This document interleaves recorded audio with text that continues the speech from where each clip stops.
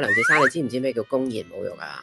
侮辱係有 definition 嘅，即係譬如侮辱咧，就係包括咩咧？你話佢黐線、瘋子、王八蛋、豬狗不如、禽獸不如、男盜女娼、隊中指、脫口諧音咧，都係侮辱佢。所以即係形容詞方面一定要小心嘅。係啦，佢甚至網上面有一個台灣罵人價目表，係咩？係幹表咁樣，賠唔賠啊？你估幹係唔賠嘅，因為係一個法語詞，佢只係助語詞啫。但係你話佢更年期到了，係要罰2000嘅，因為公然侮辱。有冇搞錯啊？點解係侮辱啊？光榮暴進唔得㗎？係啊，咁然後咧戰貨係3000，米蟲係6000，哇！米蟲係勁過戰貨啊！米蟲好貴喎。係啊，王八蛋係1萬啊！王八蛋係1萬啊！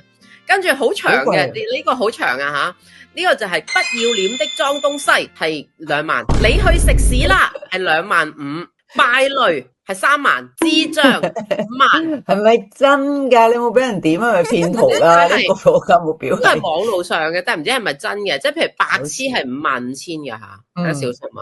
即係唔可以鬧人白痴啊！咁跟住之後仲有好多咩人渣公務員30萬嘅，神經病係30萬，特殊性關係係100萬，而且係要喺4大報章頭條道歉1日，即係所以即係跟住然後咧，其實我哋已經聽過㗎啦。因為即係當時我哋上蕭生屋企食飯咧，蕭生就已經講過話，台灣咧係即係議會可以打交，打到飛起，但係唔可以叫人話人白痴，話人白痴要罰4000嘅。咁所以我係好小心使用形容詞嘅。